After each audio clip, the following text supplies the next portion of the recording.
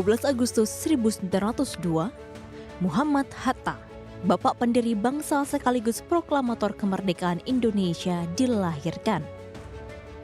Bung Hatta lahir di Sumatera Barat dari pasangan Muhammad Jamil dan Siti Saleha. Ayah Hatta merupakan ulama tersohor di Payakumbuh, Sumatera Barat. Sejak kecil Hatta sudah sangat erat dengan pendidikan, baik itu ajaran agama Islam hingga pendidikan formal. Hatta kecil termasuk anak yang istimewa karena terpilih menjadi putra bangsa yang mendapatkan pendidikan formal utuh ala Belanda. Demi meningkatkan ilmu, Bung Hatta merantau ke Jakarta dan masuk ke sekolah setara SMA, yakni Prince Hendrik School atau sekarang dikenal dengan SMA 1 Jakarta. Tahun 1921, Hatta melanjutkan studi di Handels Hogeschool di Belanda. Di negeri kincir angin, Hatta masuk dalam organisasi kental politik, Perhimpunan Indonesia bersama Ki Hajar Dewantara, Douwe Dekker, dan Cipto Mangunkusumo.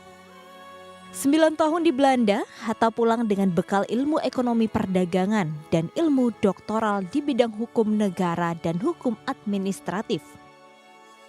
Satu momentum penting Hatta terjadi pada tahun 1926 saat ia memperoleh tanggung jawab berat sebagai pemimpin Perhimpunan Indonesia.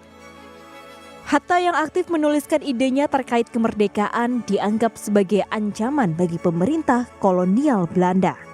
Tak mengherankan jika akhirnya Hatta harus diasingkan ke Bovedeho, Papua.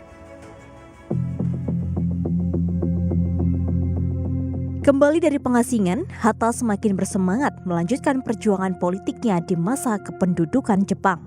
Dengan masuk dalam Badan Penyelidik Usaha Persiapan Kemerdekaan Indonesia yang juga menjadi cikal bakal berdirinya Republik Indonesia pada 17 Agustus 1945.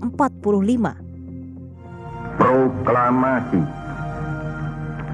Kami, bangsa Indonesia, dengan ini menyatakan kemerdekaan Indonesia. Setelah membacakan naskah proklamasi bersama Soekarno, Hatta akhirnya resmi dipercaya menjabat sebagai Wakil Presiden pertama Republik Indonesia pada 18 Agustus 1945. Awal menjabat sebagai Wakil Presiden, Hatta dibebankan dengan masalah perekonomian yang bertumpuk. Masalah trikurensi mata uang turut menghantui karena ada 3 mata uang sekaligus saat itu, ujung-ujungnya ada inflasi yang membelit. Sehingga pada 1946 uang Republik Indonesia akhirnya diterbitkan. Tahun 1956, Bung Hatta resmi mengundurkan diri sebagai Wakil Presiden Indonesia. Cikal bakal demokrasi terpimpin ala Soekarno menjadi salah satu puncak ketidakcocokan yang muncul dari kedua proklamator.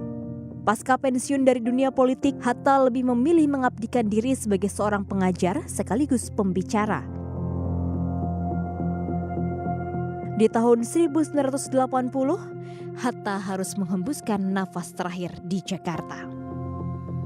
Jasa masih akan terus terkenang sebagai pahlawan dan bapak ekonomi Indonesia.